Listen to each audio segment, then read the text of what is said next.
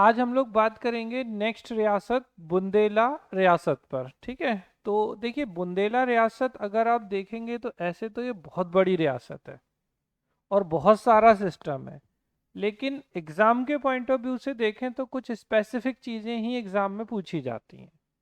जैसे हम सबसे पहले प्रश्न की बात करें तो who was the founder of Bundela dynasty. तो बुंदेला राजवंश के संस्थापक कौन थे? तो आपको सीधा सीधा याद रखना है कि प्रताप, सॉरी, रुद्र प्रताप, प्रताप भी बोलते हैं कई बार। तो रुद्र प्रताप सिंह बुंदेला जो थे, इन्होंने बुंदेला राजवंश की स्थापना की थी। ये आपसे स्ट्रेट क्वेश्चन कई बार पूछा गया है, इसको आपको ध्यान रखना है। तो बुंदेला राजवंश की स्थापना 14th सेंचुरी में रुद्र प्रताप सिंह नामक एक राजपूत राजकुमार ने की थी और वर्तमान बुंदेलखंड क्षेत्र में अपना राज्य स्थापित किया था, जो मध्य भारत में स्थित है। और इसमें मध्य प्रदेश और उत्तर प्रदेश राज्यों के कुछ हिस्से शामिल हैं, और ओरछा जो है इनके राज्य की राजधानी थी। तो ये भी पूछा जा सकता है कि रुद्र प्रताप बुंदेला ने जिस बुंदेला राज्य की स्थापना की थी उसकी कैपिटल क्या थी? तो कैपिटल जो थी आपकी ओरछा थी। ठीक है, ये आपको ध्यान रखना है। अब कभी कभी क्वेश्चन ऐसे पूछेगा, ओरछा राज्य की पहली राजधानी क्या थी? तो कुंदरगढ़ थी। ठीक है, ओरछा राज्य की राजधानी किस राजा द्वारा कुंदरगढ़ से ओरछा स्थानांतरित की गई? ठीक है, तो अब ये जो भारती चंद्र थे, इन्होंने ओरछा राज्य की राजधानी को कुंदरगढ़ से ओरछा स्थानांतरित किया था। किसने किया था? एक शासक थे इसी बुंदेला वंश के, भारती चंद्र, जिन्होंने राजधानी कहाँ से? तो कुंदरगढ़ से ओरछा स्थानांतरित की। ठीक है, फिर बुंदेला वंश के सबसे शक्तिशाली शासक कौन थे? तो आपको ये ध्यान रखना है कि छत्रसाल बुंदेला शासकों में सबसे शक्तिशाली शासक। ये मैं सिर्फ वो क्वेश्चन बता रहा हूँ जो एग्जाम में पूछे गए हैं कहीं कहीं। फिर ओरछा राज्य का विक्टोरिया किसे कहा जाता है? तो ये जो ओरछा राज्य की विक्टोरिया है, लड़ई रानी को ओरछा राज्य की विक्टोरिया कहा जाता है। ये भी प्रीवियस ईयर क्वेश्चन है। ठीक है, इन्हें लड़ई रानी को लड़ई सरकार भी कहा जाता है। क्या कहा जाता है? लड़ई सरकार या लड़ई रानी जो है, इन्हें ओरछा राज्य की विक्टोरिया कहा जाता है। तो ओरछा राज्य की विक्टोरिया लड़ई रानी या लड़ई सरकार है। ठीक, एक याद रखना, कुंदरगढ़ से ओरछा राजधानी किसने स्थानांतरित की? तो भारती चंद्र ने की थी। और ओरछा राज्य की पहली राजधानी तो कुंदरगढ़ ही थी।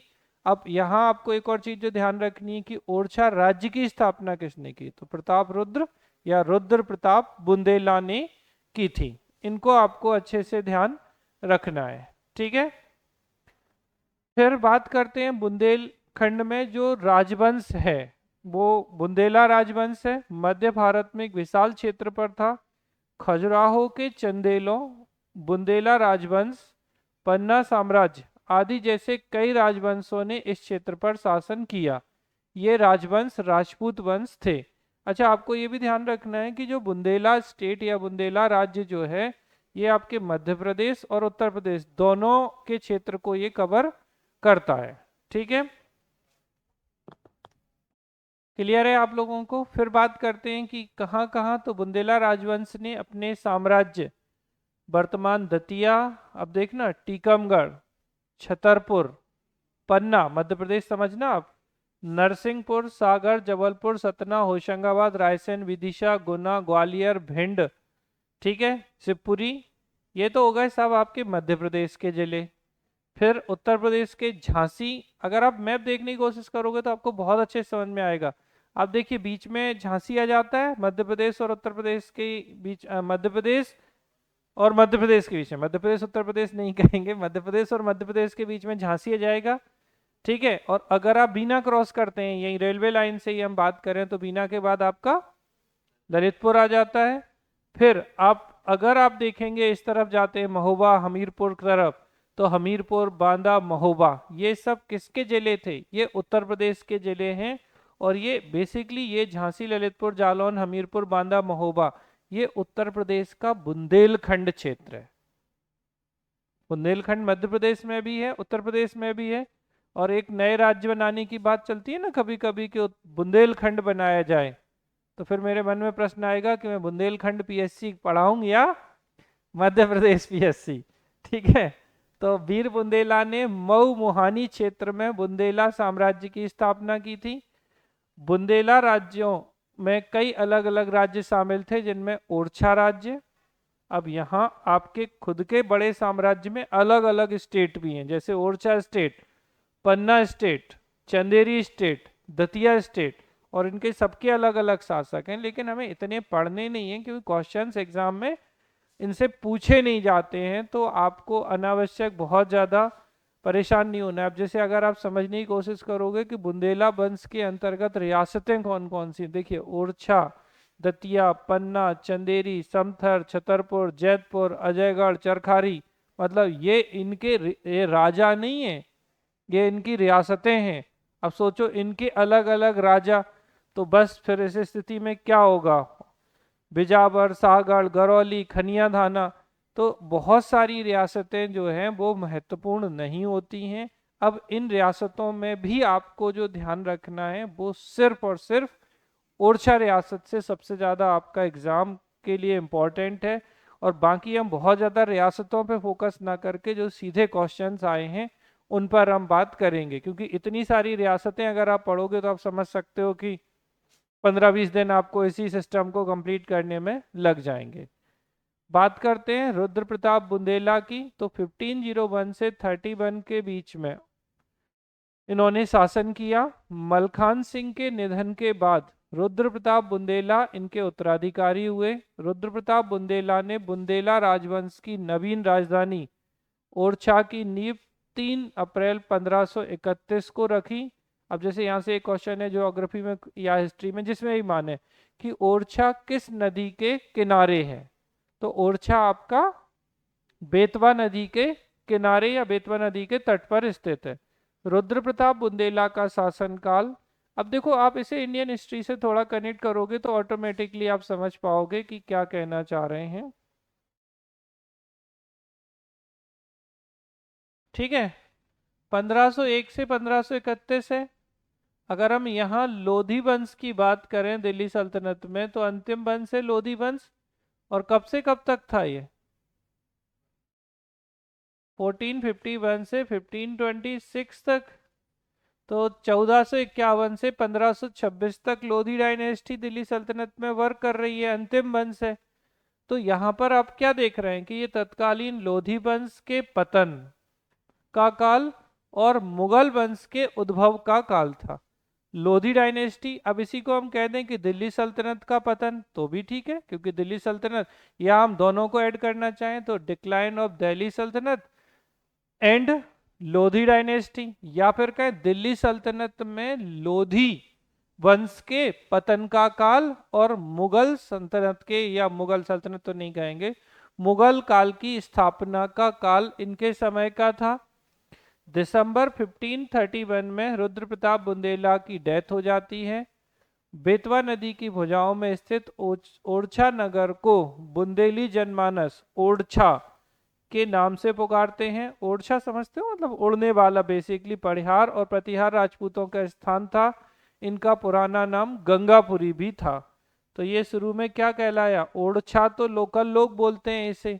और ये पहले अगर हम देखें किसके समय, प्रतिहार, ठीक है, तो प्रतिहारों के समय इसका नाम क्या हुआ करता था, गंगापुरी जो है इसका नाम हुआ करता था। ठीक है, तो ये तो थे पहले शासक रुद्र प्रताप बुंदेला। ठीक है। अच्छा, मजेदार बात ये है कि इनसे कोई बहुत आपसे ये पूछे 10 नंबर का क्वेश्चन पूछ ले तो कभी नहीं पूछा जाएगा रुद्र प्रताप बुंदेला पे, भले ये संस्थापक हैं कुछ भी हैं, क्योंकि इतने काम ही नहीं है, क्या लिखवाएंगे। अब इसके बाद आते हैं भारती चंद्र, तो इनके बाद इनके जो बेटे थे वो भारती चंद्र ओरछा के शासक बने। बुंदेला के समय ओरछा को बुंदेलखंड की पूर्ण रूपेण राजधानी बनाने, हमने ऊपर भी पढ़ा था कि इन्होंने राजधानी को क्या बनाया था। अब देखो मजेदार बात ये, अगर आपसे पूछा जाए ओरछा को किसने स्थापित करे, तो रुद्र प्रताप बुंदेला ने किया। ओरछा, ठीक है, लेकिन ओरछा राजधानी अगर आपसे पूछा जाए तो बुंदेलखंड के समय ओरछा को बुंदेलखंड सॉरी भारती चंद के समय पूर्ण रूपेण राजधानी बनाने का गौरव इन्हें प्राप्त हुआ। इनके समय ओरछा का दुर्ग, परकोटा, राजमंदिर, रानी महल, शहरपना निर्मित हुए। इस्लामसूर 1545 से 53 ने जतारा वर्तमान टीकमगढ़ जिले की तहसील को विभाजित कर इसका नाम इस्लामाबाद कर दिया था। ठीक है, भारती चंद ने पुनः जतारा पे कब्जा कर इसका नाम इस्लामाबाद के स्थान पर जतारा ही प्रचलित कर दिया और 1554 में टीकमगढ़ के निकट भारती चंद की मृत्यु हो गई थी। अब आपके मन में ये प्रश्न आना चाहिए कि ये इस्लाम शाह कौन है। सॉरी, बहुत बढ़िया। तो ये था शेरशाह सूरी का बेटा। देखो 1540 से 1545, आप थोड़ा कनेक्ट करो इतिहास को, जितना कनेक्ट करोगे आपको उतनी लंबे समय तक। अगर हम सूरवंश की बात करें तो आपको पता है कि हुमायूं को पराजित किया था शेरशाह सूरी, जिनका वास्तविक नाम फरीद था। और शेरशाह सूरी को हराने के हुमायूं को हराने के बाद में शेरशाह सूरी ने अपना सूरवंश स्थापित किया। 1540 से 45 तक इन्होंने अपना साम्राज्य स्थापित किया। 45 में इनकी कलिंजर अभियान के दौरान जब ये घायल हो गए थे तो इनकी डेथ हो जाती है। पूछा जाता है शेरशाह सूरी का अंतिम अभियान क्या था, तो कलिंजर अभियान था। इसके बाद इनका बेटा इस्लाम शाह जो है वो शासक बन जाता है। आपके प्रीलिम्स में क्वेश्चन पूछा गया था कि इनका उत्तराधिकारी कौन था शेरशाह सूरी का, तो इस्लाम शाह था। और इसने यहाँ आक्रमण किया, जीत लिया, बाद में सतारा को क्या कर दिया, इस्लामाबाद कर दिया, पाकिस्तान भेज देते इसे। और फिर बाद में क्या किया इन्होंने, फिर से इन्होंने इसका नाम जतारा कर दिया था। ठीक है, तो पहले शासक कौन हो गए आपके, रुद्र प्रताप बुंदेला। ठीक है, अच्छे से ध्यान रखना यहाँ। तो रुद्र प्रताप बुंदेला 1501 से 1531। फिर हमने देखा किसको, ठीक, भारती चंद्र बुंदेला। तो कब से कब तक है ये, 1531 से 1554 तक। बस एक ही है आपसे क्वेश्चन अगर बनने की कि भाई ओरछा को राजधानी किसने स्थानांतरित किया, तो ओरछा इन्होंने ही बनाई थी अपनी राजधानी। फिर आ जाते मधुकर शाह बुंदेला 1554 से 92 तक।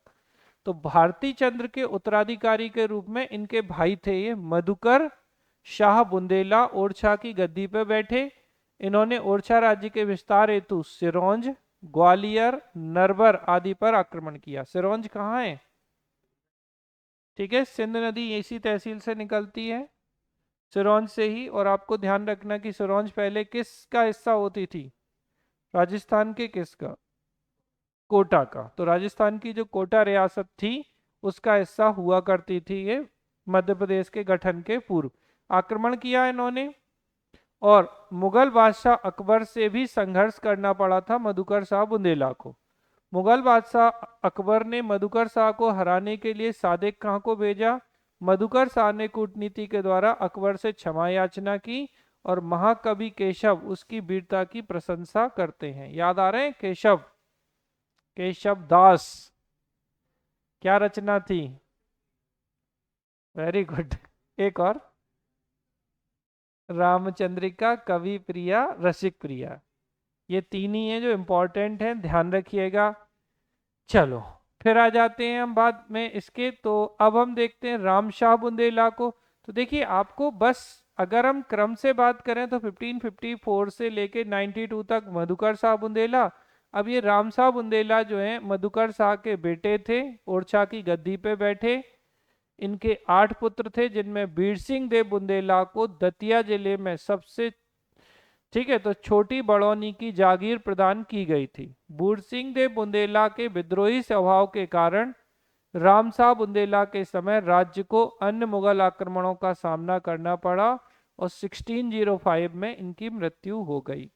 अब आप गौर करो कि 1605 में और किसकी डेथ हुई, अकबर की डेथ हुई। ठीक है, अब यानी मुगलों में शासक कौन बनेंगे, जहांगीर शासक बनेंगे। भाई मुगल बादशाह कौन बनेंगे, जहांगीर। और दूसरी तरफ हम अगर देखें तो यहाँ किसकी डेथ हो गई, रामशाह बुंदेला की। और इनके जो बेटे आएंगे वो बीर सिंह बुंदेला। मतलब अगर देखा जाए तो दोनों लोगों को एक साथ सत्ता प्राप्त हुई। वहां अकबर के बाद जहांगीर को 1605 में, और यहाँ रामशाह बुंदेला के बाद किसको, बीर सिंह बुंदेला को 1605 में। अब समझो, तो रामशाह बुंदेला के पश्चात उनका पुत्र बीर सिंह बुंदेला 1605 में शासक बन गया, और बीर सिंह बुंदेला को दतिया जिले की वही छोटी बड़ौनी की जागीर मिली। फिर इन्होंने आसपास ग्वालियर, नरवर, पवाया आदि मुगल क्षेत्रों में लूटपाट कर मुगल थानों पर कब्जा कर लिया। अकबर के विद्रोही पुत्र शहजादा सलीम के कहने पर, आप अच्छे से जानते हैं कि बीर सिंह बुंदेला ने अकबर के नवरत्नों में से एक अबुल फजल की हत्या कर दी। तो अकबर के विशिष्ट मंत्री अबुल फजल की हत्या 9 अगस्त 1602 को कर दी गई थी। ये आप याद रखिएगा, कभी डेट आज तक पूछी नहीं है, लेकिन किसी दिन पूछ ली तो ये बहुत कम जगह मेंशन है, क्योंकि ज्यादातर क्वेश्चन यही आया है कि अबुल फजल की हत्या किसने की, बीर सिंह बुंदेला ने।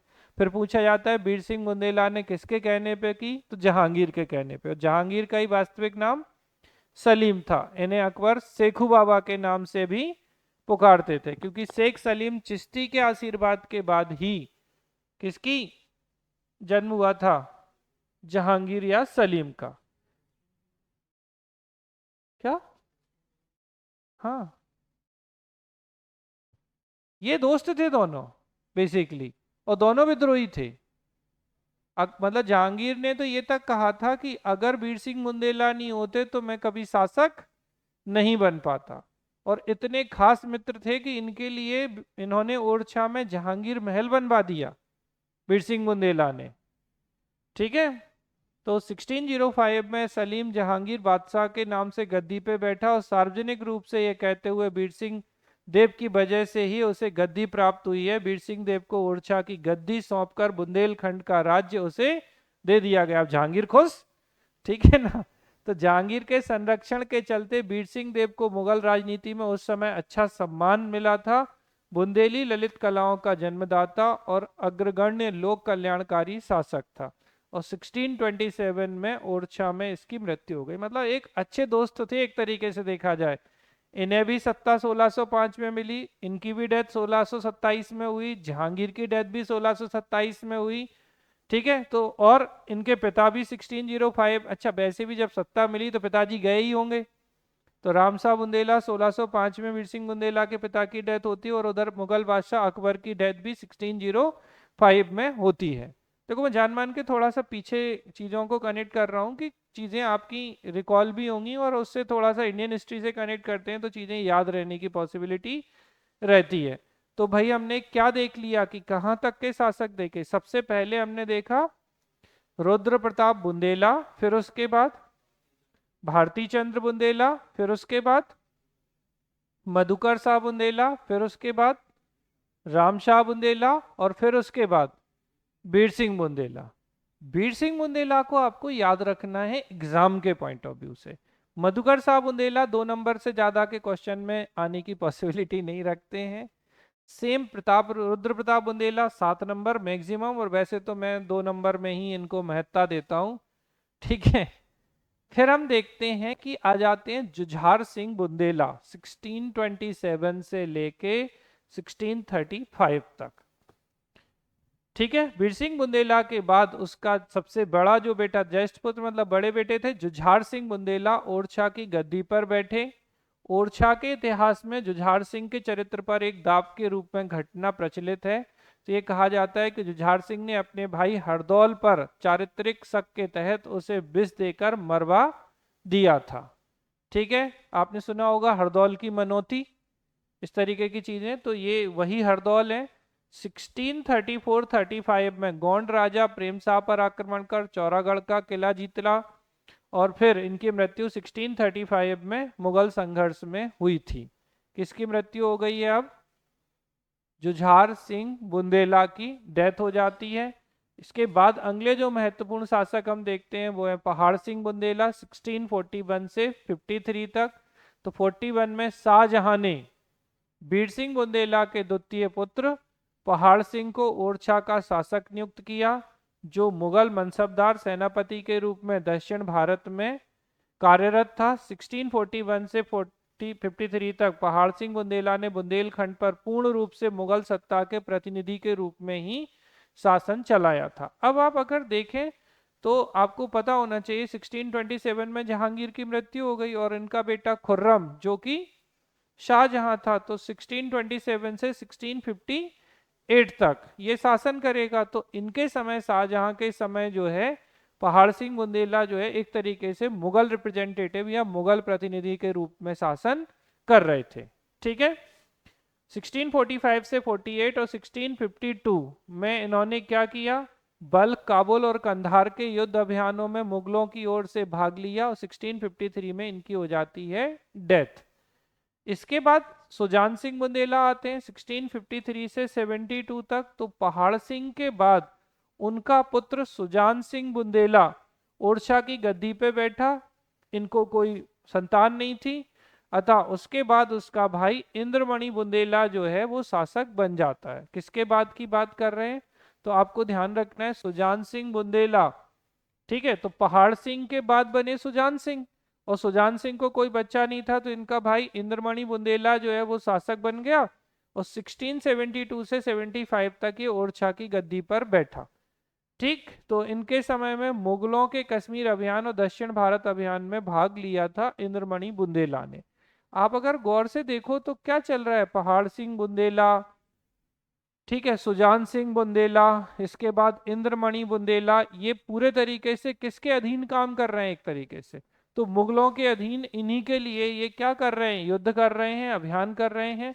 और 1675 से 84 तक यशवंत सिंह बुंदेला, तो इंद्रमणि बुंदेला के जो बेटे थे वो थे यशवंत सिंह बुंदेला, जो 1675 से 84 में ओरछा की गद्दी या उत्तराधिकारी हुए। इनके शासनकाल में बुंदेलखंड के डंगाई क्षेत्र, मतलब पन्ना के आसपास के जंगल में, पन्ना के छत्रसाल ने विद्रोह कर दिया। किसके समय विद्रोह किया, यशवंत सिंह बुंदेला के समय। इनके शासनकाल में बुंदेलखंड की राजधानी ओरछा का गौरव कम हो गया। यशवंत सिंह के बाद भगवंत सिंह 84 से 89 तक ओरछा के शासक हुए। ठीक है, तो भगवंत सिंह बुंदेला, यशवंत सिंह की मृत्यु के बाद औरंगजेब ने उसके अल्पवयस्क पुत्र भगवंत सिंह को ओरछा की गद्दी प्रदान की और वास्तविक सत्ता, अभी ध्यान रखिएगा, भगवंत सिंह के कार्यकाल के दौरान वास्तविक सत्ता इंद्रमणि बुंदेला की विधवा रानी अमर कुंवरी के हाथ में रही है। ठीक है, तो किसके हाथ में थी सत्ता, इंद्रमणि की पत्नी के हाथ में। और 1689 में युवा अवस्था में भगवंत सिंह बुंदेला की डेथ हो जाती है और उसके बाद 1689 से 1736 तक कौन बनते हैं, भगवंत सिंह बुंदेला के बाद उदोत सिंह बुंदेला जो हैं इस वंश के शासक बनते हैं।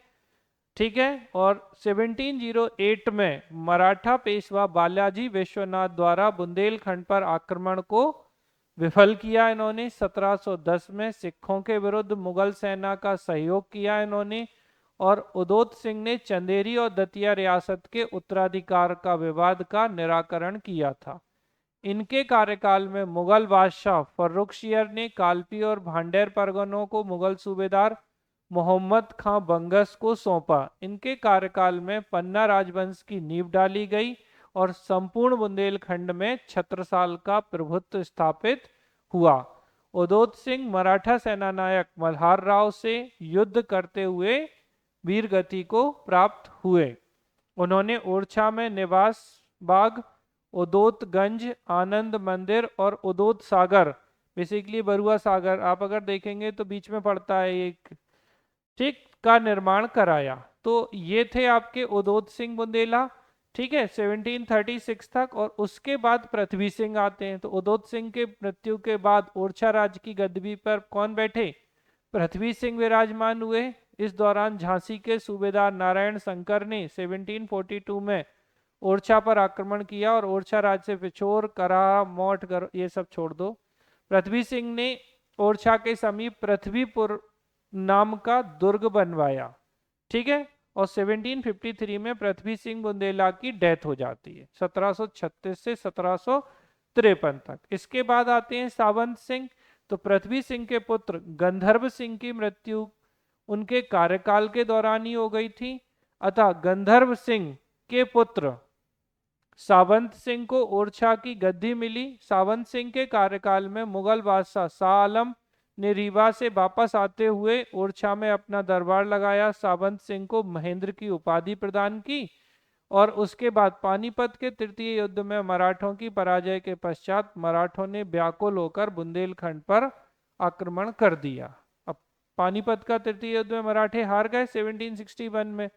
1765 में सावंत सिंह की मृत्यु हो गई, ठीक है, निसंतान हुए और 11 वर्ष तक ओरछा में कोई सुदृढ़ शासक नहीं बन सका। इस अवधि में इनकी विधवा पत्नी महेंद्र रानी द्वारा उदय सिंह के पौत्र हेत सिंह को गोद लिया गया, लेकिन दरबारी षड्यंत्रों से इन्होंने कहाँ दतिया में शरण ली। फिर ओरछा की गद्दी 5 वर्ष के लिए पजन सिंह का राज्य रहा और उसके बाद महेंद्र रानी ने उदय सिंह के पुत्र मान सिंह 1772 में गद्दी पे बिठाया। 75 में वह भी भाग गए। मान सिंह के उत्तराधिकारी भारती चंद, अब देखो ये कंफ्यूजन हो सकता है, बहुत पहले भी भारती चंद हुए जो उदोत सिंह के प्रपौत्र और जगत राय के पुत्र थे। भारती चंद की मृत्यु के बाद विक्रमजीत 1776 में गद्दी पर बैठे। अब ये जो सब है ना, इनका कोई एग्जाम से लेना देना नहीं है कि कौन गया कौन आया। भारती चंद के बाद उसका भाई विक्रमाजीत विजय बहादुर को ओरछा की गद्दी मिली। 11 साल के अंतराल के बाद ओरछा में अराजकता की स्थिति उत्पन्न हुई, नियंत्रित किया और 41 वर्ष तक शासन किया। यानी ये 1776 से 1817 तक शासन कर रहे हैं। टेहरी स्थानांतरित की इन्होंने अपनी राजधानी। तो ये क्वेश्चन पूछा जाता है कि ओरछा के स्थान पर टेहरी यानी टीकमगढ़ को राजधानी किसने बनाया, तो ये थे विक्रमजीत सिंह। इनको आपको ध्यान रखना है। अच्छा, ओरछा राजधानी किसने, भारती चंद, ठीक है। 1785 में टेहरी का नाम बदलकर टीकमगढ़ कर दिया गया क्योंकि बुंदेला शासक कृष्ण भक्त थे और कृष्ण का अन्य नाम टीकम है, तो इसीलिए क्या कर दिया गया, टेहरी को टीकमगढ़। विक्रमजीत सिंह ने ओरछा रियासत की सुरक्षा से चिंतित होकर अंग्रेजों के साथ मित्रता की। लॉर्ड बेलेजेली को ओरछा आगमन पर इनके काल में हुआ और मराठों के आतंक से मुक्ति दिलाने के उद्देश्य से बुंदेला और अंग्रेजों के मध्य 23 दिसंबर 1812 को एक सुरक्षा संधि की गई, जिसमें ओरछा राज्य की ओर से दुक्कन लाल और ब्रिटिश ईस्ट इंडिया कंपनी की ओर से जॉन वाकर ने हस्ताक्षर किए थे। किनके मध्य संधि हो गई है, बुंदेला और अंग्रेजों के मध्य 23 दिसंबर 1812 को। उन्होंने बलदेवगढ़ दुर्ग में बलदाऊ जी का मंदिर और एक विशाल तालाब बनवाया। टीकमगढ़ के नजरबाग, जानकी बाग, जुगल निवास पैलेस आदि का निर्माण इनके काल में हुआ था और फाइनली 1817 में इनकी मृत्यु हो जाती है, ठीक है। और 1817 में विक्रमजीत की मृत्यु के बाद धर्मपाल सिंह शासक बनते हैं, 17 से 34 तक शासक रहे। अब ये जो रानी अभी हम बात कर रहे थे, तो इनकी 3 रानियां थी धर्मपाल की, एक गरई रानी, एक लड़ई रानी, एक हरई रानी बढ़िया नाम है, क्या क्या, गरई, लड़ई, हरई, ठीक है। तो यह तीनों रानियां निसंतान थीं। गरई रानी ने टीकमगढ़ में नजरबाग मंदिर बनवाया और तेज सिंह को गोद लिया। 1841 में ओरछा में शासन किया और 1841 में तेज सिंह की मृत्यु के बाद सुजान सिंह गद्दी पर बैठे। महारानी लड़ई सरकार ने अंग्रेजों का खुलकर समर्थन किया और 1842 में बुंदेला विद्रोह के दमन में मेजर स्लीमैन की सहायता की थी। अगर याद हो आप लोगों को बुंदेला विद्रोह, तो ये थी लड़ाई सरकार जिन्होंने, फिर देवी सिंह ने राजगद्दी प्राप्त करने के लिए सुजान सिंह को भिज दे दिया और निसंतान होने के कारण लड़ई रानी ने दिगौरा के जागीरदार मर्दन सिंह के पुत्र हमीर सिंह को गोद लिया और कंपनी ने इस दत्तक पुत्र को मान्यता दे दी। लड़ई सरकार ने 9-10 अगस्त 1857 को नत्थे खां को झांसी की रानी लक्ष्मीबाई पर आक्रमण हेतु भेजा और 1868 में लड़ई रानी का स्वर्गवास हो गया। और वह क्या कहलाती थी, हमने शुरू में ही पढ़ा था, ओरछा राज्य की विक्टोरिया कहलाती थी। कौन कहलाती थी ओरछा राज्य की विक्टोरिया, लड़ई सरकार जो है वो कहलाती थी। ये आपकी बुंदेला वंश में सिर्फ एक रियासत थी, ओरछा रियासत। अब थोड़ा हल्का कर दें क्योंकि बहुत पढ़ा दिया 45 मिनट के अंदर। आपको दिमाग में सिर्फ 4 लोगों को याद रखना है। एक रुद्र प्रताप बुंदेला जो कि संस्थापक थे, एक भारती चंद्र क्योंकि राजधानी स्थानांतरित की थी इन्होंने, ठीक है। ये 2 महत्वपूर्ण शासक हैं। सबसे ज्यादा महत्वपूर्ण अगर हम इन सब में एग्जाम के पॉइंट ऑफ व्यू से बात करें तो बीर सिंह बुंदेला, जिनको आपको ध्यान रखना है। बाकी के ठीक है, एक होता है ना ओवरव्यू आप बना लो, कुछ आ जाए तो लिखाना। अब पढ़ा इसलिए दिया कि कभी कभी क्या होता है 2 मार्कर क्वेश्चन में मान लो उन्होंने लड़ाई सरकार पूछ लिया, तो अब आप तब तक नहीं लिख पाओगे जब तक आपको बिल्कुल भी पता नहीं होगा। अब आपको थोड़ा भी पता है तो आप इनके बारे में इतना लिख दोगे कि आराम से आपको नंबर मिल जाएंगे। तो बस वही एक पॉइंट है, बाकी क्वेश्चंस इनसे बहुत ज़्यादा नहीं आते हैं, ठीक है। चंदेरी वाली को बहुत ज़्यादा आपको पढ़ने की ज़रूरत नहीं है, बस थोड़ा सा हम आपको बताते हैं कि क्या स्थिति थी। तो अब देखिए, बुंदेलों की ओरछा शाखा के अतिरिक्त 2 अन्य शाखाएं भी इतिहास में प्रसिद्ध हुई, जिनमें एक शाखा चंदेरी और एक दतिया थी। तो दूसरी शाखा छत्रसाल द्वारा पन्ना राज्य के उद्भव के साथ शुरू हुई थी। तो अब आप क्या देख रहे हो कि एक शाखा चंदेरी और दतिया की है, किसके साथ में, ओरछा के अलावा, और दूसरी एक और शाखा जो है वो छत्रसाल वाली यानी कि पन्ना रियासत वाली है। तो चंदेरी का उल्लेख मोरक्को निवासी, अब मोरक्को से आया था इब्न बतूता, रहला जिसकी बुक है, ठीक है, तो अपनी यात्रा वर्णन में किया है, जो तुगलक के काल में भारत आया था। चंदेरी नगर मालवा प्रांत का प्रवेश द्वार माना जाता है।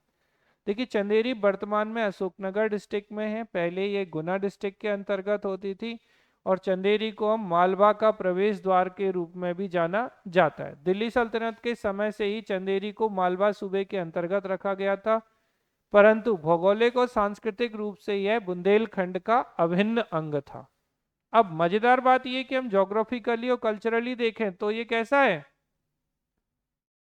बुंदेलखंड वाला है। लेकिन जब आप किसकी बात करोगे, सल्तनत पीरियड में या तुगलक पीरियड में, तो ये किसके अंतर्गत आती थी, दिल्ली सल्तनत में चंदेरी को मालवा सूबे के अंतर्गत शामिल किया जाता था। तो अगर आपसे क्वेश्चन ऐसा पूछा जाए कि भौगोलिक रूप से चंदेरी बुंदेलखंड का पार्ट है ज्योग्राफिकली, लेकिन अगर बात की जाए सल्तनत पीरियड में ये किसका पार्ट थी, तो मालवा सूबे का पार्ट थी, ठीक है। फिर अब बात करते हैं, तो चंदेरी पर सुल्तान अलाउद्दीन खिलजी ने 1304 में अधिकार किया। 1401 में दिलेर खां लोधी ने मालवा का सुल्तान बन चंदेरी के मालवा के अंतर्गत समाहित किया। मालवा के सुल्तान महमूद खिलजी ने अपने मंत्री मेदनी राय को चंदेरी का कार्यभार सौंपा। तो ये जो मेदनी राय हैं इन्हें किसने, महमूद खिलजी ने। अब ये दिल्ली सल्तनत वाले खिलजी नहीं है, ये कौन से खिलजी हैं, मालवा सल्तनत जो मध्य प्रदेश में जो सल्तनत है उसके खिलजी वंश के शासक महमूद खिलजी हैं। इन्होंने मेदनी राय को सौंप दिया, परंतु सुल्तान की प्रशासनिक दुर्बलता का लाभ उठाकर मेदनी राय ने खुद को चंदेरी का शासक घोषित कर दिया। अब बाबर आएंगे इनके साथ, तो 1527 में, ठीक है, बाबर ने पहले तो, अब क्या होता है कि बाबर के आक्रमण के समय मेदनी राय ने राणा सांगा को 1527 में, ठीक है, खानवा के युद्ध में सैन्य सहायता प्रदान की थी।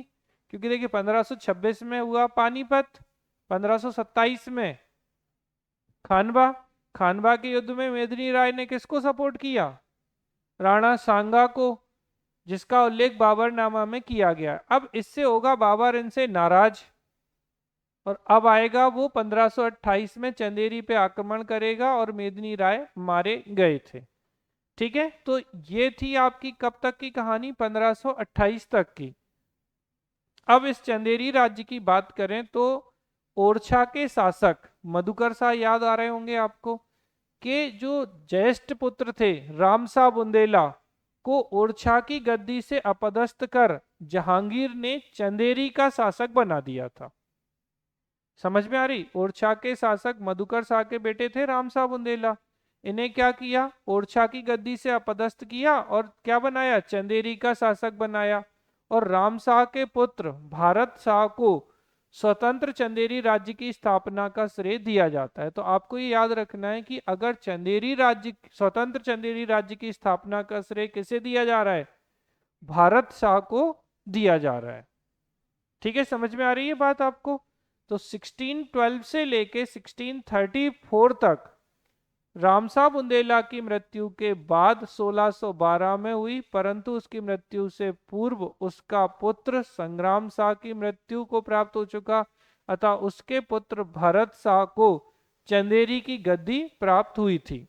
मुगल बादशाह जहांगीर और शाहजहां की आज्ञाओं पर उसने दक्षिण भारत में तेलंगाना के युद्ध में भाग लिया, भरत शाह ने, और मुगल बादशाह द्वारा इसे इटावा का फौजदार घोषित किया गया। भरत शाह ने चंदेरी के सूबेदार गोदाराय को पराजित कर राजधानी चंदेरी स्थानांतरित की थी। तो अब इन्हें राजधानी कहाँ बनाई, चंदेरी बनाई, और मुगल संरक्षण में राज्य का विस्तार करते हुए उसने, ठीक है, दुदाही, हर्षपुर, गोलकोट, भानपुर के 4 परगने जीते और 1634 में इसकी डेथ हो गई। कोई मतलब नहीं है, सिर्फ आप इतना याद रख लेना कि ये जो भरत शाह बुंदेला है, ये स्वतंत्र चंदेरी राज्य की स्थापना का श्रेय इसे दिया जाता है और कुछ नहीं। चंदेरी में आएगा तो चंदेरी का बस वही युद्ध है। तो आप मेदिनी राय, जिनसे क्वेश्चन पूछा गया है, तो मेदिनी राय कौन थे, तो महमूद खिलजी ने इन्हें कहाँ भेजा था, चंदेरी पे शासन करने के लिए भेज दिया था। बाद में इनकी दुर्बलता के कारण ये स्वतंत्र हो गए, और फिर इन्होंने खानवा के युद्ध में किसको सहयोग किया, राणा सांगा को सपोर्ट किया, जिससे बाबर नाराज हो गया, और बाद में चंदेरी के युद्ध में 1528 में बाबर ने मेदिनी राय को पराजित किया था। इतना आप याद रख लीजिएगा बस, और कुछ नहीं है। अब भरत शाह के बाद पुत्र देवी सिंह को चंदेरी की सत्ता मिली 1634 से 70 तक। अब आप देखिए यहाँ पे, तो मुगल बादशाह शाहजहां द्वारा उसे 2500 का जात और 2000 का सवार मनसब प्राप्त हुआ था और राजा की उपाधि प्रदान की गई थी। ओरछा के शासक जुझार सिंह बुंदेला की मृत्यु के पश्चात 1634-36 के दौरान इसे ओरछा राज्य का प्रबंधक भी बना दिया था। ठीक है, कौन बनाएंगे प्रबंधक, कौन बनाएंगे, मुगल बादशाह। मुगल बादशाह कौन इस समय, तो शाहजहां। होंगे कि नहीं होंगे, 1627 में जहांगीर के बाद शाहजहां आ गए ना, तो मुगल बादशाह द्वारा उसे विदिशा का फौजदार भी बनाया गया। विदिशा के फौजदार रहते हुए उसने सागर का एक बड़ा भाग चंदेरी में शामिल किया। 1670 में इसकी मृत्यु हो गई। फिर दुर्ग सिंह बुंदेला है, तो इनकी मृत्यु, ठीक है, तो देवी सिंह के बाद ये शासक बन जाते हैं। इनके शासनकाल में राजस्थान से भागकर आए बंजारों ने राज्य में अराजकता की स्थिति उत्पन्न की। दुर्ग सिंह ने सफलतापूर्वक दबाया और 1687 में इनकी डेथ हो गई। दुर्ग के बाद दुर्जन सिंह आएंगे, ठीक है, तो दुर्जन सिंह जो थे इनके ज्येष्ठ पुत्र थे, चंदेरी पर बैठे, इनसे कोई आपको खास लेना देना नहीं है। और उसके बाद मान सिंह आए। अच्छा, अब ये मान सिंह वो नहीं है तोमर वंश के, 1736 से 1750 तक, ठीक है। और उसके बाद 1775 में से 1802 तक रामचंद्र आते हैं, ये सब आपको याद नहीं रखना है। फिर मोर प्रहलाद आए, ठीक है। तो ऐसे ये बहुत सारी चीजें हैं जिनको आपको याद नहीं रखना है। बोले पढ़ा क्यों रहे हैं, इसलिए कि ठीक है एक बार आंखों से गुजर जाएं चीजें। आपको बस इतना याद रखना है कि ये जो चंदेरी रियासत थी ये बुंदेला वंश से संबंधित है। यहाँ आपको किनको याद रखना है, मेदिनी राय को याद रखना है, और एक भरत शाह को याद रखना है, बस। भरत शाह, ठीक है, और किसी से आपको कोई खास मतलब नहीं है। ये आ जाता है एक और इम्पोर्टेंट सेक्शन। अगर हम ओरछा के बाद बात करते हैं तो पन्ना स्टेट। अब ओरछा के संस्थापक थे रुद्र प्रताप बुंदेला के तीसरे पुत्र उदयाजीत के पौत्र चंपत राय बुंदेला ने पन्ना राजवंश की नींव डाली। तो डायरेक्ट क्वेश्चन आपसे ये बन सकता है कि पन्ना राज्य की नींव या पन्ना राजवंश की जो नींव थी वो किसने डाली थी, तो चंपत राय ने डाली थी। कनेक्ट है ना, ठीक। तो आपको यहाँ क्या ध्यान रखना है, जैसे हमने आपको बताया कि सबसे पहले ओरछा के संस्थापक कौन है, रुद्र प्रताप बुंदेला। ठीक है, ये याद रखना है। स्वतंत्र चंदेरी राय के कौन है,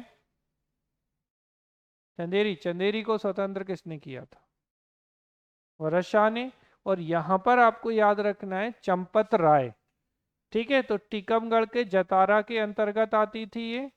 इस राजवंश में बुंदेल केसरी महाबली छत्रसाल बुंदेला का जन्म हुआ था। तो बेसिकली आपको पन्ना रियासत से दो ही लोगों से मतलब है, चंपत राय, एक 2 नंबर का क्वेश्चन या ज्यादा से ज्यादा 7 मार्कर, और दूसरे जो इंपॉर्टेंट शासक हैं वो हैं आपके कौन, महाराजा छत्रसाल। चलिए तो बात करते हैं 1626 से 61 के बीच में ओरछा राज्य की मऊ मुहानी जागीर के जागीरदार चंपत राय बुंदेला ने अपनी विजय यात्रा 1626 से स्टार्ट की। मुगल विरोधी गतिविधियों का संचालन करते हुए बुंदेलखंड के समस्त जागीरदारों और सामंतों का एकत्रीकरण किया। शाहजहां और औरंगजेब के समकालीन थे ये, आप अच्छे से समझ सकते हैं। 1626 यानी कि 1657 तक तो शाहजहां, और 1658 तक, और 58 से कौन आ गया, औरंगजेब। तो दोनों के समकालीन थे। पहाड़ सिंह बुंदेला ने चंपत राय को मुगल सेना में शामिल कराया, परंतु विद्रोही स्वभाव के कारण वह पुनः बुंदेलखंड में वापस आ गए थे। यद्यपि पन्ना राज्य का वास्तविक संस्थापक छत्रसाल को माना जाता है। अब देखो दो बातें, पन्ना राज्य के संस्थापक चंपत राय, लेकिन वास्तविक संस्थापक छत्रसाल। ठीक है, परंतु राज्य हेतु आवश्यक संसाधनों का एकत्रीकरण चंपत राय के समय से ही प्रारंभ हो गया था। ये हैं आपके इंपॉर्टेंट क्वेश्चन जो आपसे सीधे आते हैं। तो चंपत राय के यशस्वी पुत्र और पन्ना राज्य के संस्थापक थे बुंदेल केसरी महाबली छत्रसाल का जन्म 4 मई 1649 को हुआ। बुंदेलखंड के पूर्वी डंगोई क्षेत्र में नवीन पन्ना राज्य की स्थापना की। ठीक है, और डांग का अर्थ जंगल होता है, बुंदेलखंड वाले बहुत अच्छे से जानते होंगे ये चीज। 16 वर्ष की आयु में छत्रसाल ने दक्षिण के मुगल अभियान में सेनानायक मिर्जा राजा जयसिंह के नेतृत्व में युद्ध किया। स्वर्गारोहण के पुत्र छत्रसाल के दोनों पुत्र हृदय शाह और जगत शाह के बीच राज्य के बंटवारे को लेकर उत्तराधिकार का संघर्ष हुआ, और इन्हीं सब चिंताओं के चलते 4 दिसंबर 1731 में 81 वर्ष की उम्र में छत्रसाल की मृत्यु जो है वो हो जाती है। ठीक है, तो इसको आपको थोड़ा सा ध्यान रखना है कि छत्रसाल की डेथ हो जाती है। अब होता यह है कि जब ये शिवाजी महाराज से मिलते हैं तो फिर इनका हृदय परिवर्तन हो जाता है और फिर से क्रांति इनके अंदर जाग जाती है। ठीक, तो दक्षिण में मुगल अभियान से भागकर मराठा छत्रपति शिवाजी से सलाह मशवरा करने हेतु 1667 में वे शिवाजी से मिले और छत्रसाल को प्रेरित कर कई सारी राजनीतिक और कूटनीतिक शिक्षाएं दी। और कवि गोरेलाल ब्रह्मभट्ट के अनुसार शिवाजी ने छत्रसाल की कमर में तलवार बांधकर कहा था, जाओ और अपने अंचल से तुर्कों को निकालकर बाहर करो। जदुनाथ सरकार के अनुसार शिवाजी ने छत्रसाल से कहा कि यशस्वी सरदार अपने वैरियों पर विजय प्राप्त करो और उन्हें अधीन करो। ठीक है, तो अपनी जन्मभूमि को पुनः प्राप्त करो और उस पर शासन करो, यही वांछनीय है। अपने राज्य में युद्ध आरंभ कर दो जहां तुम्हारी ख्याति के कारण अनेक अनुगामी मिल जाएंगे। जब कभी तुम मुगल आक्रमण करने का विचार करेंगे मैं उनका ध्यान हटा दूंगा और तुम्हारे साथ क्रियाशील सहयोग देकर उनकी योजनाओं को विफल कर दूंगा। तो ओवरऑल आप देखोगे कि यहाँ महाराज शिवाजी क्या कर रहे हैं कि इन्हें अच्छे से मोटिवेट कर दिया, और उसके बाद फिर इन्होंने क्या किया, यहाँ आकर ठीक है स्वामी प्राणनाथ से मिले, और फिर इसके बाद में मऊ और पन्ना पहुंचते हैं, छत्रधारी महाराज की उपाधि प्रदान की, और 1694 तक ये प्राणनाथ जो है वो यहीं पे रहे थे। ठीक, अब क्वेश्चन आपसे पूछा जा सकता है छत्रसाल की उपलब्धियां, क्या क्वेश्चन बन सकता है, महाराजा छत्रसाल की उपलब्धियां। ठीक, तो इनको आपको थोड़ा सा ध्यान रखना है। अब समझिए यहाँ पर क्या बात है। तो देखिए, छत्रसाल ने मुगल कालीन परगने सागर के पास स्थित धमोनी में गोरिल्ला युद्ध पद्धति से आक्रमण किया। सुना होगा धमोनी उर्स, ठीक है। बाद में औरंगजेब ने 1673 में रोहिल्ला खान को धमौनी का फौजदार बनाकर छत्रसाल को नियंत्रित करने का आदेश दिया, परंतु वह छत्रसाल को पराजित नहीं कर सका। कौन? रोहिल्ला खान। फिर मुगल सूबा आगरा के नरवर जिले पर आक्रमण कर वहां से धन वसूल लिया। मुगल सत्ता समर्थक ओरछा के क्षेत्रों पर आक्रमण कर उसने राज्य विस्तार किया और मुगल फौजदार तहब्बर खां को पराजित किया। 1679 में इलाहाबाद के सूबेदार हिम्मत खान और ग्वालियर के फौजदार अमानुल्लाह खान को पराजित किया। 1680 में कालपी के आसपास मुगल क्षेत्रों से धन वसूल लिया। मालवा सूबे के गागरौन के निकट खैरागढ़ के मुगल फौजदार अनवर को पराजित कर, ठीक है, कितने वसूल लिए? 2 लाख वसूल किए। चित्रकूट के मुगल प्रतिनिधि हमीद खां, कोटरा के फौजदार सैयद लतीफ, भेलसा के अब्दुस समद, धमौनी के बहलोल खां लोधी आदि को पराजित किया। छत्रसाल ने राज्यों पर अधिकार करने हेतु सख्ती के ध्रुवीकरण की नीति का अनुपालन किया। इस नीति के अंतर्गत वह विजित राज्यों की राजकुमारियों से विवाह कर लेते थे। बहुत बढ़िया काम करते थे। औरंगजेब के साथ संबंधों की बात करें तो मुगल साम्राज्य के विरुद्ध सदैव आंख में चौली की नीति का अनुपालन किया। 1681 में जब दक्षिण में गया तो छत्रसाल में धमौनी और महोबा पर आक्रमण किया। 1706 में औरंगजेब ने जब स्वयं बुंदेलखंड आने का निर्णय लिया तब छत्रसाल ने मुगल मनसब स्वीकार कर लिया। औरंगजेब के प्रति कृतज्ञता व्यक्त की। प्रसन्न होकर औरंगजेब ने 4000 का मनसब और राजा की उपाधि दे दी थी। ठीक है। अब इसके बाद 1707 में औरंगजेब की डेथ हो जाती है। अब बहादुर शाह बने अगले मुगल बादशाह। तब तक पन्ना का महत्व ओरछा की अपेक्षा काफी अधिक बढ़ चुका था। वंगस ने छत्रसाल को नियंत्रित करने हेतु अभियान किया, परंतु छत्रसाल को कोई क्षेत्रीय सहायता प्राप्त न होने के कारण उसने मराठा पेशवा, अब याद आ रहा है, बाजीराव फर्स्ट से संधि कर ली और छत्रसाल ने मौधा के युद्ध में वंगस को पराजित कर दिया था। बेसिकली आपको अगर पता हो तो यहीं पे क्या होता है, तो छत्रसाल की जब मदद करते हैं तो कौन मिलती है इन्हें? ठीक है, तो इन्हें मिलती है बाजीराव को मस्तानी।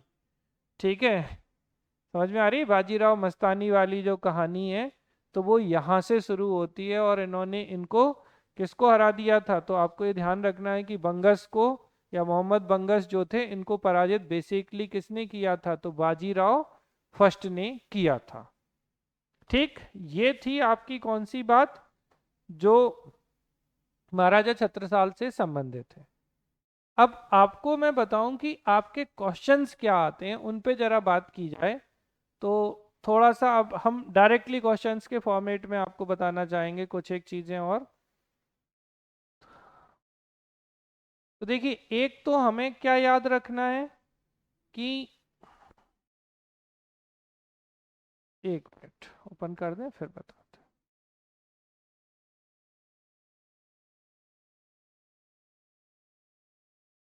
देखिए, अब क्वेश्चंस पे आते हैं हम। एक क्वेश्चन हमें बीर सिंह बुंदेला का याद रखना है। और क्वेश्चन कैसे बन सकता है कि बीर सिंह बुंदेला के मुगलों के साथ संबंध, एक मतलब ओवरऑल हमें बीर सिंह बुंदेला, अब मुगलों के संबंध, आप जहांगीर से अच्छे संबंध स्थापित करवा दो, बात खत्म, हो गए मुगलों से संबंध। ये एक चीज हो गई। एक क्वेश्चन रुद्र प्रताप बुंदेला पे बन सकता है। ठीक है। दो, भारती चंद पे छोटा सा क्वेश्चन 2 नंबर का ज्यादा से ज्यादा। महाराजा छत्रसाल पे पूरा 10 नंबर का प्रश्न बन सकता है, जिसपे हम अभी बात करेंगे एक बार और इसके अलावा इनकी कला, स्थापत्य कला और संस्कृति पे क्वेश्चन बन सकता है।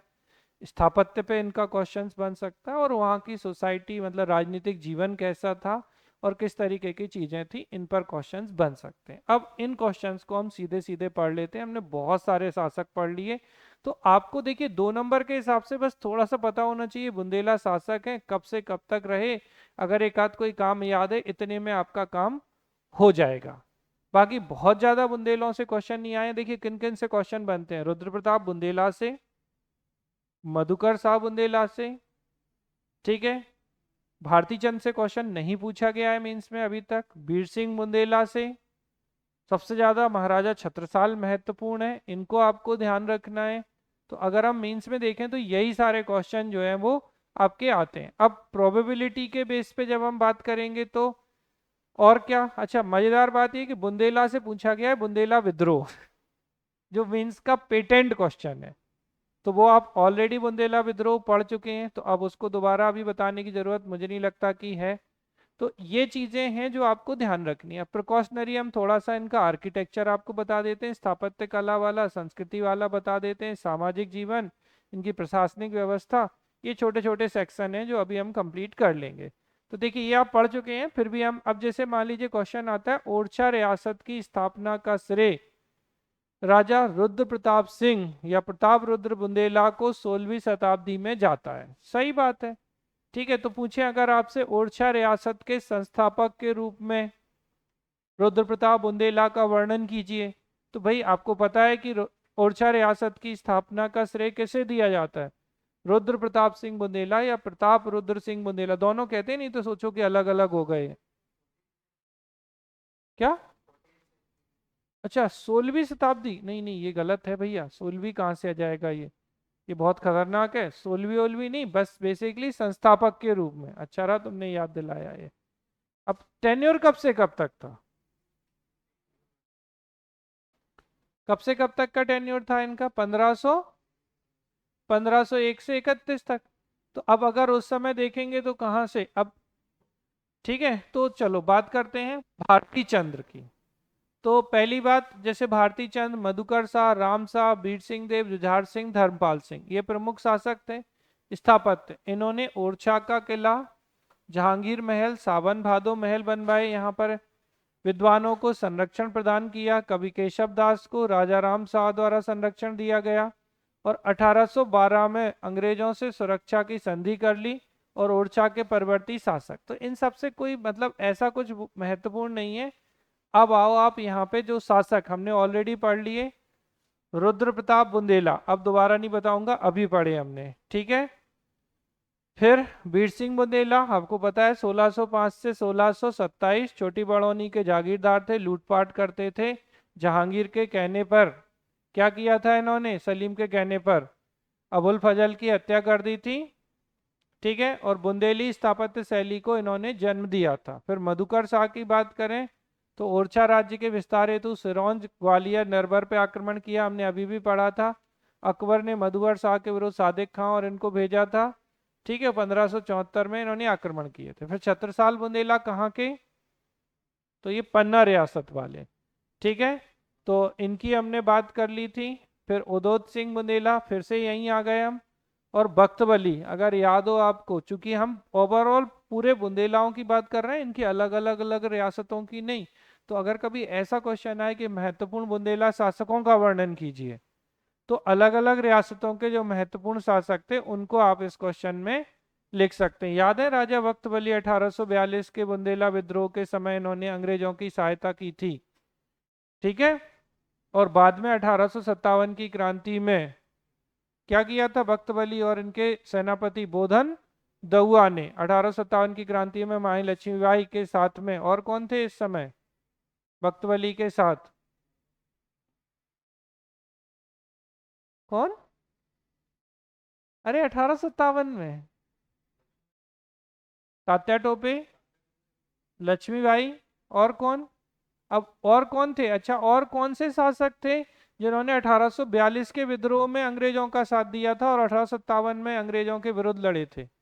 अरे बानपुर के मर्दन सिंह, यही बोला?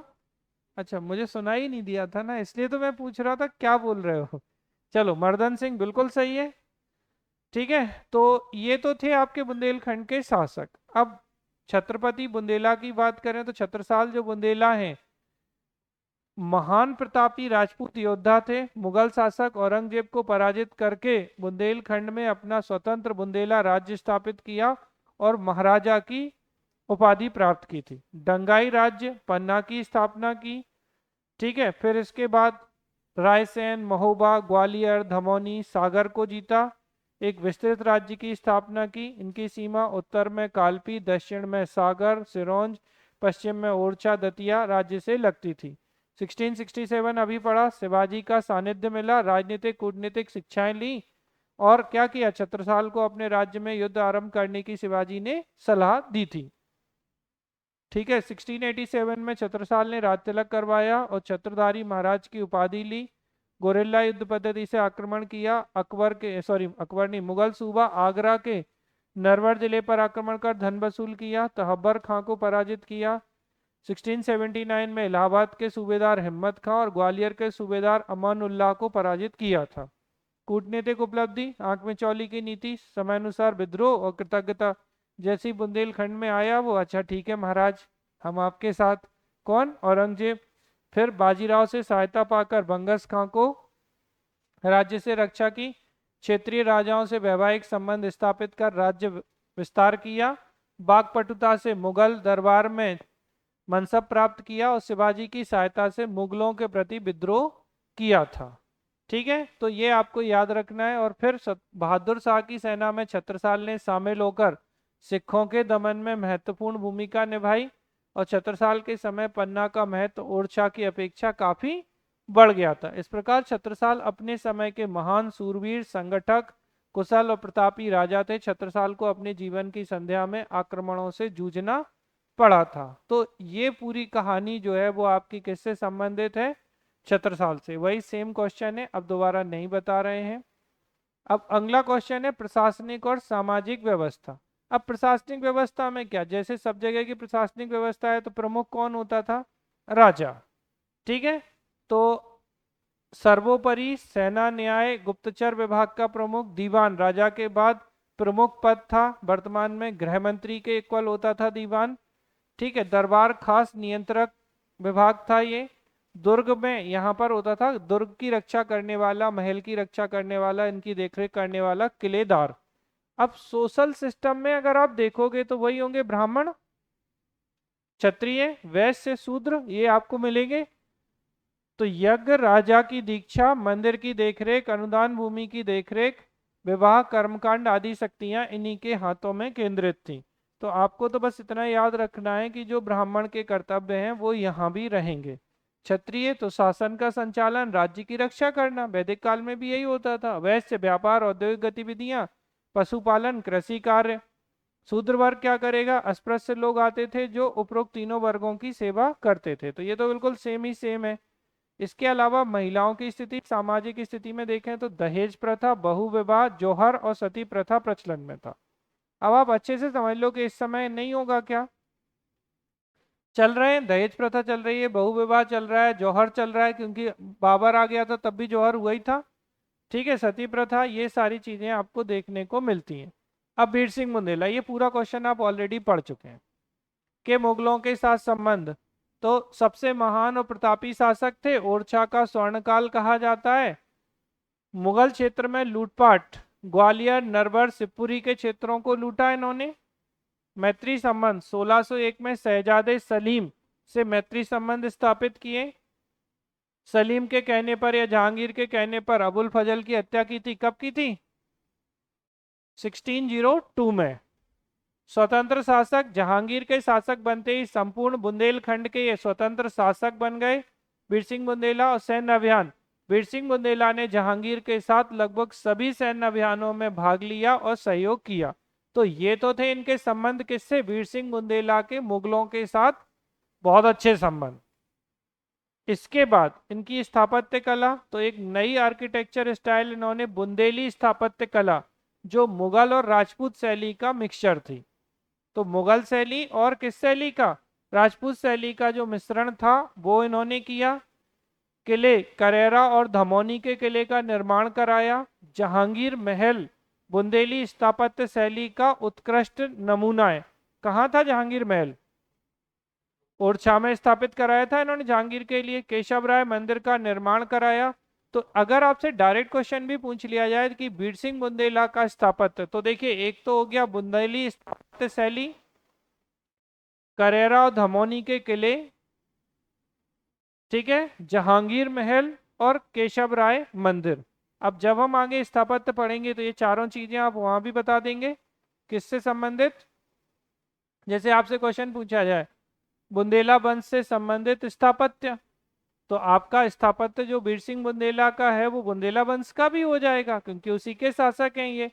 तो ये हो गए आपके। अब इसके बाद आपको पता है कि कौन बने थे? जुझार सिंह बुंदेला बने थे। और मुगलों से तो ओरछा रियासत के स्वाभिमानी और संघर्षशील शासक थे। यही प्रवृत्ति इनके मुगलों के साथ संघर्ष का कारण बनी थी। जुझार सिंह का स्वतंत्र होने का प्रयास, बुंदेलखंड में अपना राज्य विस्तार करना चाहते थे, मुगलों के कृपा पात्र प्रेम शाह की हत्या कर दी, और जहांगीर द्वारा वीर सिंह देव बुंदेला को दिए गए धन की वापसी की औरंगजेब की चाह थी। तो औरंगजेब इनसे पैसा लेना चाहता था, जो ऑलरेडी जहांगीर ने बहुत पहले किसको दिया था, वीर सिंह देव बुंदेला को दिया था। तो इसको लेने के चक्कर में भी इनका विवाद होता था। इन्होंने शाहजहां ने महाबत खां और खाने जहां के नेतृत्व में आक्रमण करवाया, जुझार सिंह बच के निकल गए। इसके बाद द्वितीय चरण में औरंगजेब ने आक्रमण किया, जुझार सिंह ने आत्मसमर्पण कर दिया, लो भैया हम सरेंडर करते हैं। मुगलों से बचकर गोलकुंडा जाना चाहते थे, लेकिन 1635 में गोंडवाना में ये मारे गए थे। प्रभाव क्या होता है, तो ओरछा पर मुगल प्रभुत्व में वृद्धि हुई, बुंदेली धन संपत्ति की लूटपाट हो गई, और जुझार सिंह बुंदेला की मृत्यु के बाद बुंदेली अराजकता का काल जो है वो प्रारंभ हो गया था। तो ये देखिए, अब आपको फिर वही बात कह रहा हूं मैं कि क्वेश्चन कौन से हैं, वीर सिंह बुंदेला, जुझार सिंह बुंदेला, प्रताप रुद्रदेव बुंदेला या रुद्र प्रताप बुंदेला, महाराजा छत्रसाल, क्वेश्चन इन्हीं से आते रहे हैं और इन्हीं से आने की पूरी पॉसिबिलिटी रहेगी।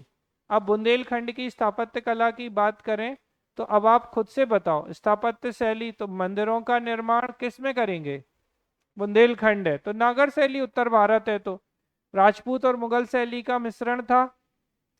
राजा महल, ओरछा में अवस्थित इस महल का निर्माण रुद्र प्रताप ने प्रारंभ किया और मधुकर शाह ने पूर्ण किया। ठीक है। जहांगीर महल, आपको पता है वीर सिंह बुंदेला ने जहांगीर के ओरछा आगमन पर बनवाया था, ये हिंदू मुस्लिम शैली पर आधारित है। शीश महल, जहांगीर महल और राजमहल के मध्य ओरछा स्थित महल का निर्माण उदय सिंह ने कराया।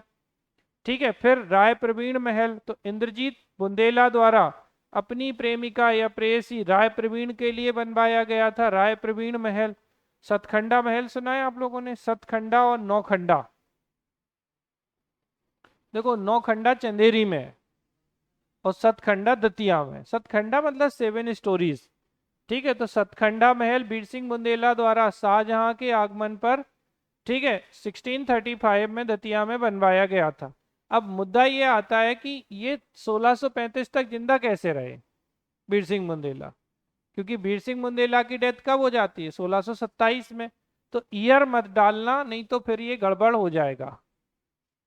दूसरी बात, अब शाहजहां के आगमन, तो शाहजहां तो शासक ही बाद में बनेंगे 1627 के बाद, तो ये थोड़ा सा ट्विस्टेड क्वेश्चन है, तो इसमें गोली मारना इनको और सीधा लिख देना सतखंडा महल दतिया में स्थित है। हम गलत इन्फॉर्मेशन पे ना जाएं कुछ भी। सबसे अच्छा तरीका क्या है कि सतखंडा महल कहाँ है, दतिया में स्थित है। ठीक है। और बुंदेलों द्वारा स्थापित है। बुंदेले कौन, तो देख लेना। अब यहाँ पर बेसिकली क्या है कि जब आप दतिया रियासत भी पढ़ोगे तो एक वीर सिंह बुंदेला अलग है, वहां भी कहाँ पे, एक और दतिया वाली में, तो फिर आपको इससे कनेक्ट कर देना है। लेकिन आप ये मत समझ लेना कि ओरछा वाले वीर सिंह बुंदेला है, नहीं तो पूरा क्वेश्चन गलत हो जाएगा। क्योंकि जब जो व्यक्ति 1627 में जिसकी डेथ हो गई, वो 1635 में कहाँ से स्वागत कर लेगा और कहाँ से महल बनवा देगा। ठीक है, समझ में आ रही ना। तालबेट दुर्ग, झांसी ललितपुर मार्ग पर चंदेरी शासक भरत शाह द्वारा निर्मित। प्रतापगढ़ दुर्ग, ठीक है, दलपत बुंदेला के द्वारा चारबाग शैली में। स्योड़ा दुर्ग दतिया में, सिंध नदी, सिग्ग लिखा है ये, सिंध नदी के समीप। मंदिर में मऊ सहानिया दुर्ग, झांसी छतरपुर मार्ग पर छत्रसाल द्वारा। राजा राम मंदिर आप जानते हैं कहाँ है, राम राजा मंदिर ओरछा में स्थित है, तो मधुकर शाह बुंदेला द्वारा ओरछा में निर्मित करवाया गया। चतुर्भुज मंदिर ओरछा में वीर सिंह बुंदेला द्वारा बनवाया गया। लक्ष्मी मंदिर वीर सिंह बुंदेला द्वारा ओरछा में पहाड़ी पर, और प्राणनाथ मंदिर जो है वो पन्ना में छत्रसाल द्वारा बनवाया गया। तो हम बेसिकली अलग अलग रियासतों के नहीं, चूंकि हमें बुंदेली स्थापत्य की बात करनी है, तो रियासत कोई भी हो हमें उसमें चीजों को देखना होगा। तालाब वीर सिंह बुंदेला द्वारा दतिया में वीर सागर, करण सागर, राधा सागर बनवाया। विशेषता क्या है, तो दुर्ग और महलों में मजबूती, सुरक्षा, वैभव, प्रदर्शन, हवा रोशनी, पानी की व्यवस्था का विशेष ध्यान रखा गया था। इनने एक मस्जिद भी बनवा दी। तो चंदेरी में 13वीं शताब्दी में निर्मित मस्जिद अतः ओरछा की स्थापत्य कला अद्वितीय है। तो ये सारी चीजें जो थी आपकी किससे संबंधित थी? बुंदेला रियासत से संबंधित थी। तो अब आपको यहाँ थोड़ा सा इस सेक्शन को अगर आप याद रख सके, मैं दोबारा रिपीट कर रहा हूं, तो आपके बहुत सारे क्वेश्चंस में ये काम आ जाएगा। एक सेकंड बस पानी पी लूं मैं।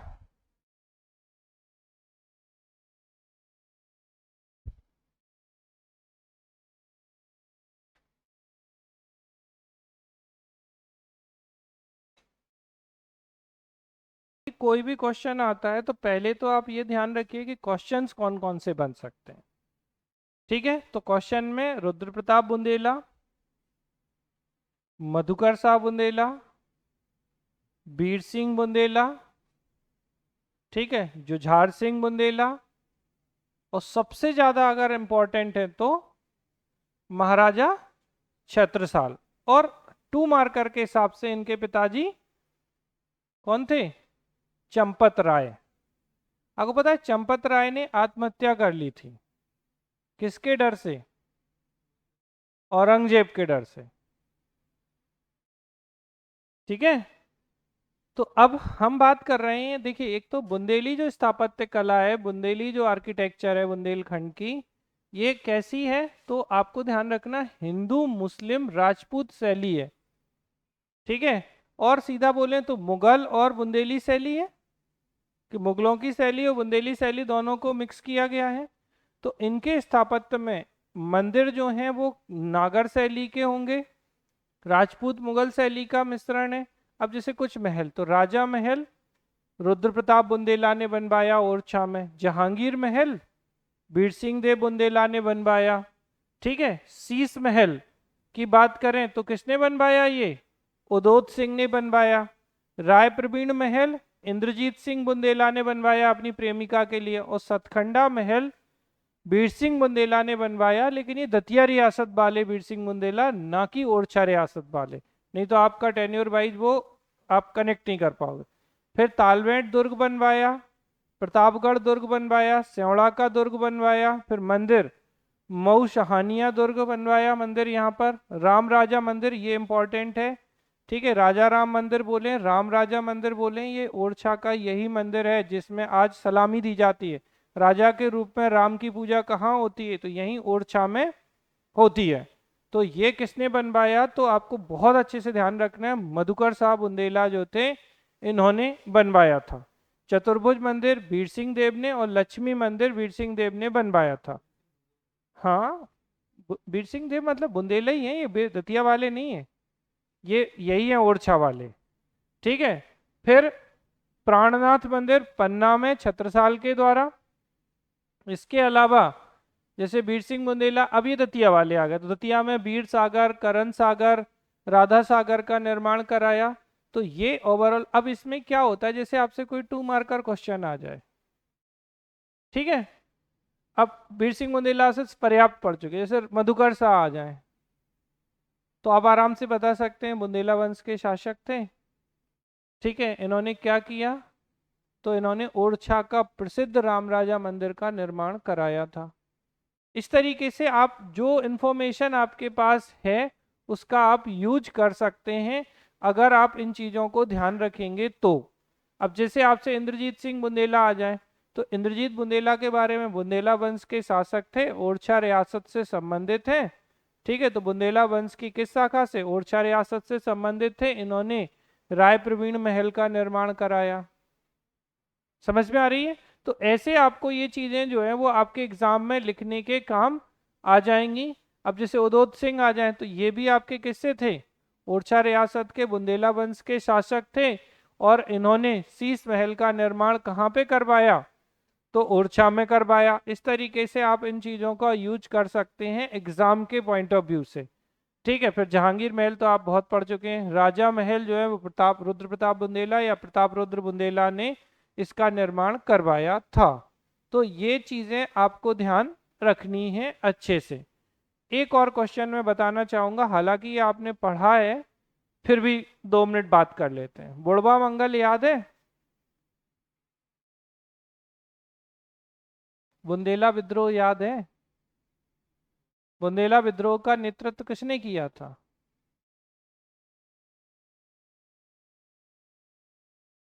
सॉरी, कौन थे, नाम बताओ, मेन कौन थे? कहाँ पहुंच गए?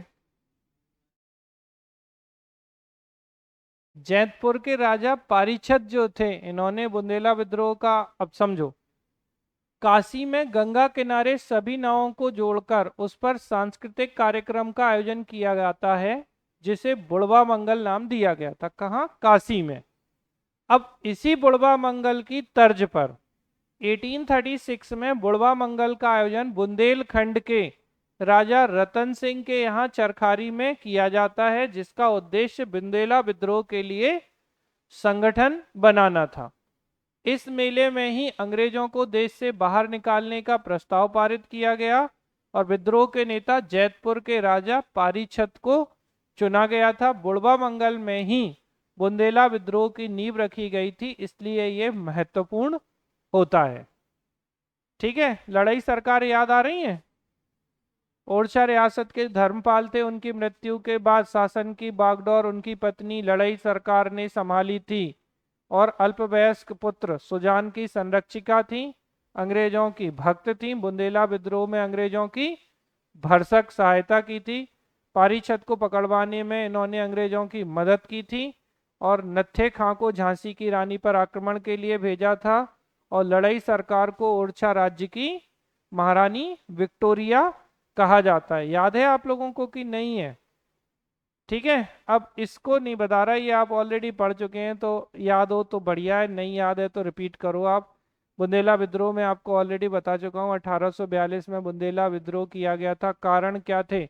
हमने वहाँ पे बहुत सारी, जैसे 20 वर्षीय जो स्थायी बंदोबस्त व्यवस्था थी वो थी, मालगुजारों को हटाना था, ज़्यादा टैक्स वसूल रहे थे, याद है? पहाड़ी क्षेत्रों पर न्यायालय की स्थापना की जा रही थी, इनके अधिकार जो हैं वो छीने जा रहे थे। तो इन सब के कारण, और इसमें जो महत्वपूर्ण थे वो पारीछत थे जैतपुर के, इसके अलावा मधुकर शाह थे, हृदय शाह थे हीरापुर के, याद है? तो मैंने आपको बताया था, हा से हीरापुर, हा से हृदय शाह, ठीक है, नरहट के मधुकर शाह। कुछ याद आ रहा है कि नहीं आ रहा है? तो ये, अच्छा, इनको मधुकर शाह को वहां के मधुकर शाह नहीं समझ लेना, ठीक है? ये कब है? 1842 के समय, और वो मधुकर शाह तो बहुत पहले की कहानी है। ठीक, क्योंकि मिलते जुलते नाम आ रहे हैं ना, तो उनको थोड़ा सा संभल के आपको चीज़ों को ध्यान रखना है कि कौन कौन सी स्थितियां हैं और किस तरीके की स्थितियां हैं।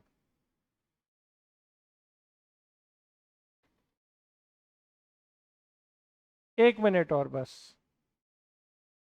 देखो, मैंने आपको इंडिपेंडेंस मूवमेंट पढ़ाए थे, मैं अलग इसलिए नहीं पढ़ा रहा हूँ, बार बार अलग पढ़ाऊंगा तो डेटा तो बहुत है, लेकिन आप फिर याद नहीं रख पाएंगे। देखिए, मैंने आपको ये बताया था बुंदेला विद्रोह, ये थे इसके कारण जो हमने आपको बताए थे। एक भूमि कर की दर को बढ़ा दिया था, 20 साला बंदोबस्त था, ये हमने आपको बता दिया। सिविल कोड स्थापित कर दिया गया था, पुलिस की अनुमति के बिना शस्त्र रखने की बिक्री पर रोक था। फिर इनमें विद्रोही याद है, नरहट के मधुकर शाह, गणेश जू, हीरापुर के हृदय शाह। अब अगर आपको याद हो, जैतपुर के राजा पारीछत, तो इन्होंने जब यहाँ पर क्या किया था, देखिए, चरखारी के नरेश रतन सिंह के संरक्षण में सूपा नामक स्थान पर बुड़वा मंगल का आयोजन किया गया था। तो ये डायरेक्ट बुड़वा मंगल अगर आपसे पूछा जाता है तो हमने इसलिए उसको भी अलग से क्वेश्चन के फॉर्म में आपको करा दिया था। याद है आपको, साकल गांव की सुरक्षा के लिए जब बात चल रही थी, मैक्लॉइड जो थे, इन्हें सुरक्षा सौंपी गई थी, लेकिन हृदय शाह ने आके इस गांव को, याद है, दशहरा महोत्सव पर मेला लगा था जिसे लूट लिया था, और फिर इसके बाद इन्होंने अलग अलग संदेश भेजे थे और बुंदेला विद्रोह जो है वो स्टार्ट कर दिया था। कुछ याद आ रहा है कि नहीं आ रहा है? तो ये आपको ध्यान रखना है कि ये अलग अलग जो रियासतें थी, फिर ये जैसे नेतृत्व करता जैतपुर के राजा पारीछत थे, इन्होंने विद्रोह आरंभ कर दिया। अंग्रेजों ने कहा कि आप हमसे संधि कर लो, इन्होंने मना कर दिया था, और उसके बाद फिर इनके युद्ध हुए थे, बिलगांव, पनवाड़ी और बोरा या बगौरा के युद्ध हुए थे। दोनों पहले इन्होंने जीत लिए थे और बोरा बगौरा के युद्ध में पारीछत हार गए थे। ठीक है, याद है। फिर इसका विद्रोह का दमन करने के लिए अगर आपको याद हो, सागर मालथौन क्षेत्र में फ्रेजर ने बुंदेला विद्रोह का दमन किया था। ठीक है, मधुकर शाह बुंदेला जो 1842 में बुंदेला विद्रोह के नायक थे, मधुकर शाह को 21 वर्ष की आयु में सागर में फांसी दे दी गई थी। कामठी और सागर क्षेत्र में वॉटसन ने किया था। बोलैंड ने नागपुर के भोंसले के सहायता से हीरापुर क्षेत्र पर कब्जा कर लिया था। बख्तबली ने किनको पकड़वा दिया था? हीरापुर के हृदय शाह को बख्तबली ने पकड़वा दिया था। और इसके अलावा एमसी ओमानी और बाव बजद्दर को बुंदेला विद्रोह में इन्हें बंदी बना लिया गया था।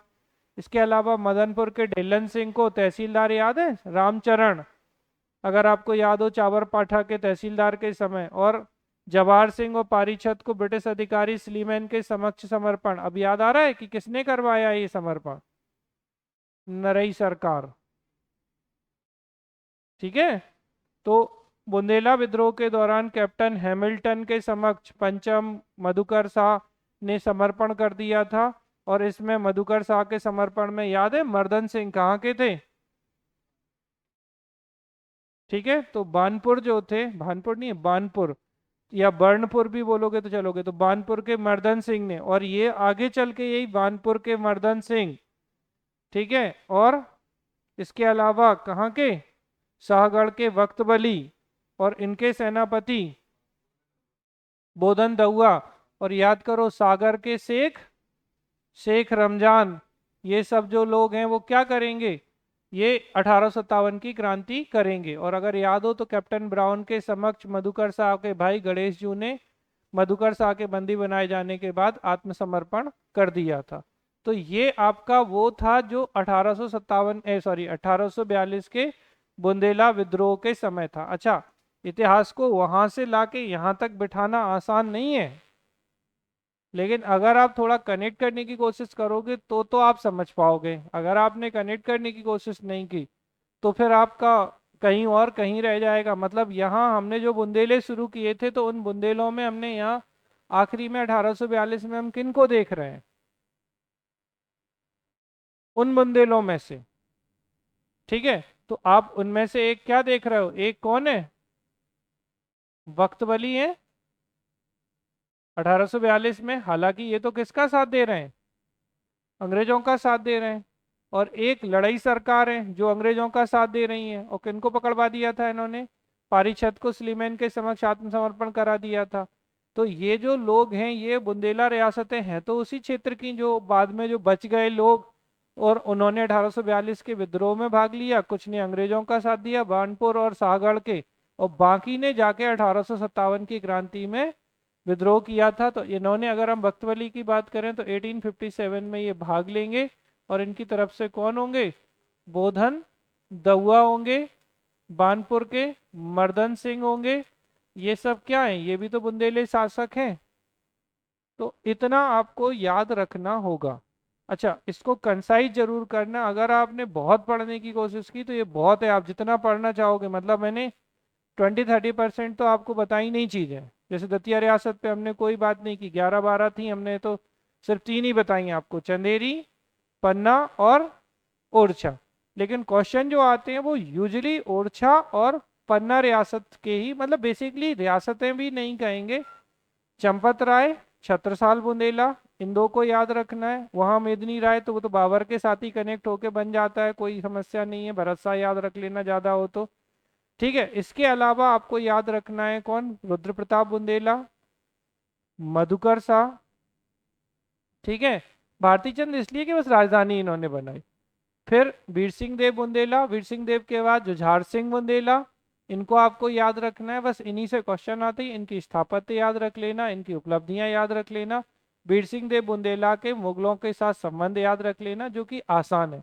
मतलब मीन्स का सेक्शन यहाँ बहुत छोटा है, लेकिन अगर इसे प्रीलिम्स के पॉइंट ऑफ व्यू से एक एक चीज पढ़ने की कोशिश करो तो बहुत ज्यादा है। तो अच्छी बात यही है कि अभी तक क्वेश्चन कैसे आते हैं, जैसे राम राजा मंदिर का निर्माण किसने करवाया? मधुकर शाह बुंदेला ने करवाया था, याद है? ठीक है, ऐसी सीधा क्वेश्चन, जहांगीर महल का निर्माण किसने करवाया? राय प्रवीण महल का निर्माण किसने करवाया? किसने करवाया था?